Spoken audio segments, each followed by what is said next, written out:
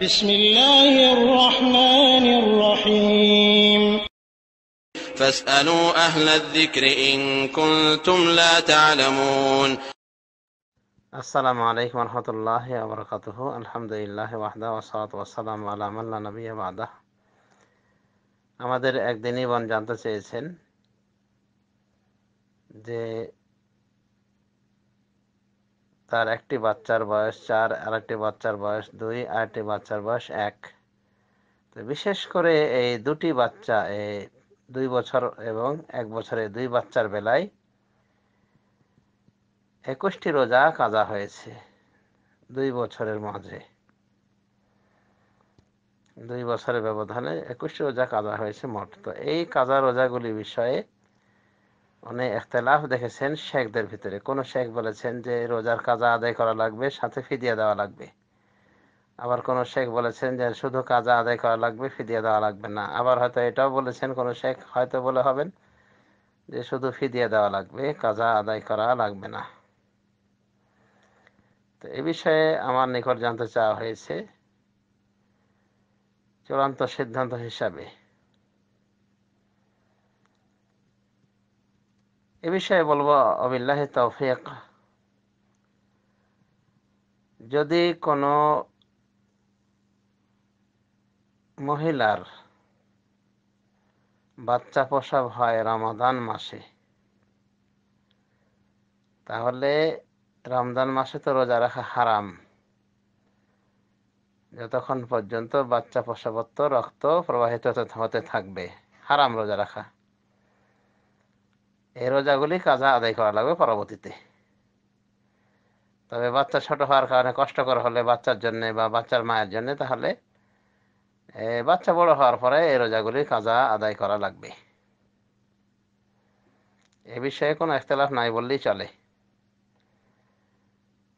একই বিধান যদি মাসিক পিরিয়ড দেখা দেয় রোজার অবস্থায় রমাদানে, তাহলে যে কয়দিন মাসিক পিরিয়ড জারি থাকবে এই কয়দিন রোজা রাখা হারাম, পরবর্তীতে কাজা আদায় করতে হবে। আরেকটি অবস্থা হলো যে যদি রমাদান মাস আসে এমন অবস্থায় যে ওই মহিলার পেটে বাচ্চা রয়েছে, গর্ভবতী, এবং গর্ভ ভারী হয়ে উঠেছে, যেমন 6-7 মাস বা 8-9 মাস এরকম, এবং কষ্টকর হয় রোজা রাখা, অন্যভাবে দুধদানকারী মহিলা, মানে যার ছোট বাচ্চা রয়েছে, এখনো দুধ পান করছে, দুধ পানের মেয়াদে রয়েছে, অর্থাৎ 2 বছরের ভিতরে রয়েছে, তো দুধ দেওয়ার কারণে কষ্ট হচ্ছে, হয় বাচ্চার কষ্ট হচ্ছে রোজা রাখার কারণে, হয় মায়ের কষ্ট হচ্ছে অথবা বাচ্চার কষ্ট যে মায়ের খাবার নেই যেহেতু, এই জন্য দুধ পাচ্ছে না। আবার মায়ের কষ্ট এই জন্য যে মা যা খেয়েছিল তা শেষ করে দিচ্ছে বাচ্চা দুধ খেয়ে খেয়ে। তো এরকম যদি কষ্টের শিকার হয়, তাহলে এমত অবস্থায় এই জাতীয় মহিলারা রোজার কাজা, এই রোজা বিরতি দিবে। এ বিষয়ে সবাই একমত, রোজা ভঙ্গ করবে।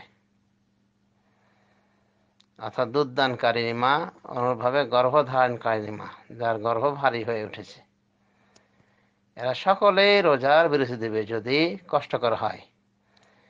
পরবর্তীতে কি করবে সেখানে ইখতিলাফ আমরা লক্ষ্য করে দেখতেছি, সেখানে ইখতিলাফ পাওয়া যায়। জমহুর উলামায়ে দ্বীন, অর্থাৎ অধিকাংশ উলামায়ে দ্বীন এই দিকে গিয়েছেন যে এ জাতীয় মহিলাকে পরবর্তীতে রোজার কাজা আদায় করা লাগবে।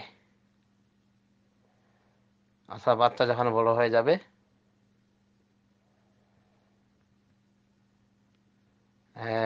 বা সুস্থ হয়ে যাবে যখন, তখন এই রোজাগুলির কাজা আদায় করবে। একথাই বলেছেন ইমাম আবু হানিফা, ইমাম মালিক, ইমাম শাফি, ইমাম আহমদ বিন হাম্বল রহমতুল্লাহ আলাইহিম, এবং জমহুর সাহাবার এটাই ফতোয়া। জমহুর সাহাবার ফতোয়া বলা যায় না, তৎপরবর্তী উলামায়ে দ্বীনের ফতোয়া এটা আমরা দেখি যে তারা কাজা আদায় করার পক্ষে বলছেন। অর্থাৎ দুধদানকারিণী মা, অনুরূপভাবে গর্ভধারণকারিণী মা, রমাদানের দিনে তারা পানাহার করবে, রোজা বিরতি দিবে কষ্টকর হলে, আর পরে কাজা আদায় করবে। এই কথা 4 ইমামই বলেছেন। পক্ষান্তরে ইমামদের পূর্বে কিছু বিদ্বান, যেমন সাইদ বিন জুবাইর তাবি বিদ্বান, এবং সাহাবীদের মধ্য থেকে সাহাবী ইবনে আব্বাস, সাহাবী ইবনে ওমর রাদিয়াল্লাহু আনহুমা, তাদের ফতোয়া হলো যে দুধদানকারিণী মা এবং বাচ্চা গর্ভধারণকারিণী মা, এই 2 শ্রেণীর মহিলা এরা রোজা ভঙ্গ করবে, আর এদের কাজা লাগবে না, এরা ফিদিয়া দিবে। এবং এই ফতোয়াটি ইবনে আব্বাস, ইবনে ওমর থেকে বিশুদ্ধভাবে প্রমাণিত। সুনান দারাকুতনি, সুনান বাইহাকি সহ বিভিন্ন গ্রন্থে তাদের থেকে এই ফতোয়াগুলি বিধৃত হয়েছে। এমনকি ইমাম ইবনে কুদামা তার মুগনির ভিতরে বলছেন যে এই 2 সাহাবী যে এভাবে ফতোয়া দিয়েছেন, তাদের কোনো বিরোধিতাও আমরা দেখি না, পাওয়া যায় না, যে কোনো সাহাবী বলেছেন যে না, আপনাদের এই ফতোয়া ঠিক নয়, যে দুধদানকারিণী মহিলা এবং বাচ্চা গর্ভধারণকারিণী মহিলা এরা রোজার ফিদিয়া দিলেই যথেষ্ট হয়ে যাবে, এই কথার বিরোধিতাকারী কোনো সাহাবী নেই। সুতরাং এটা এক প্রকার সাহাবায়ে কেরামের ইজমা হওয়ার দাবি রাখে। এভাবে ইমাম ইবনে কুদামা তার আল মুগনির কিতাবের ভিতরে উল্লেখ করেছেন। তাহলে আমরা বলতে পারি লাস্ট ফিনিশিং হিসেবে যে সাহাবী ইবনে ওমর, ইবনে আব্বাসের ফতোয়া অনুযায়ী, যে ফতোয়াটিকে আল্লামা নাসরুল আলবানী পছন্দ করেছেন এবং সে অনুযায়ী ফতোয়া দিয়েছে, শুধু তাই নয়, তার যত শাগরেদ এবং এখনো বড় বড় সালাফি উলামায়ে কেরাম ইবনে আব্বাস, ইবনে ওমরের ফতোয়ার অনুকূল ফতোয়া দিয়ে থাকেন দুধদানকারিণী এবং গর্ভধারণকারিণী মায়ের রোজার বিষয়ে, যে তারা রোজা বিরতি দিবে রমাদানে, আর ফিদিয়া দিবে, অর্থাৎ পার মিসকিন একজনকে খাইয়ে দিবে। তো এই ফতোয়াই অনেকে পছন্দ করেছেন, যদিও জমহুর উলামায়ে দ্বীন তারা বলেন যে এদের উপরে রোজার কাজা আদায় করা লাগবে। তো যা হোক, আমি কিন্তু বিষয়টি স্পষ্টভাবে বুঝতে পারিনি যে এই দিনই বোনের রোজার কাজাটা হওয়ার কারণ কি। যদি বাচ্চা প্রসবজনিত কারণে রোজার কাজা হয়ে থাকে, তাহলে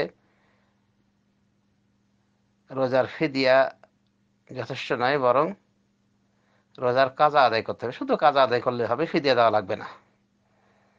এটা ইমাম বুখারী বলেছেন।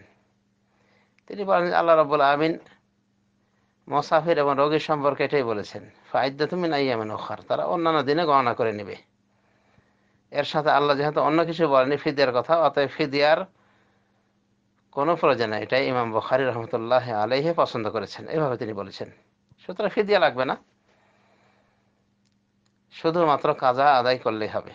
আর যদি এমন হয় যে বাচ্চা ছোট থাকাকালীন রমজান মাস উনি পেয়েছেন, মানে যখন রমাদান এসেছিল ওই সময় বাচ্চা ছোট ছিল, সে কারণে বা গর্ভবতী থাকার কারণে কষ্টকর হয়েছিল, সে কারণে রোজা ভেঙেছিলেন, তাহলে এমত অবস্থায় ইবনে ওমর, ইবনে আব্বাসের ফতোয়ার উপর আমল করা যেতে পারে, অর্থাৎ ফিদিয়া দিলেই যথেষ্ট হয়ে যাবে, কাজা আদায় করা লাগবে না। আশা করি বিষয়টি এতক্ষণ বুঝে এসেছে, এবং দিনী বোন তার বিষয়ে তিনি ভালোভাবে জানেন, সেই হিসেবে ডিসিশন নেবেন যে যদি বাচ্চা প্রসবের কারণে রোজার কাজা হয়ে থাকে, তাহলে এটার কাজা আদায় করতে হবে। বাচ্চা প্রসবের কারণে রোজা ভঙ্গ হয়ে থাকলে এটা শুধুমাত্র কাজা আদায় করা যথেষ্ট। আর গর্ভবতী হওয়ার কারণে বা বাচ্চা ছোট থাকার কারণে কষ্টকর হয় রোজা ভেঙে থাকলে শুধুমাত্র ফিদিয়া দিলেই যথেষ্ট হবে, যা সাহাবী ইবনে ওমর এবং ইবনে আব্বাসের ফতোয়া দ্বারা সমর্থিত। আল্লাহ রাব্বুল আলামিন আমাদের সবাইকে কোরআন, সুন্নাহ এবং মানহাজুস সালাফিস সালেহ এর উপর আমল করার তৌফিক দান করুন। আমিন। ওয়া সাল্লাল্লাহু আলা নবিয়্যিনা মুহাম্মদ ওয়া আলা আলিহি ওয়া সাহবিহি আজমাইন।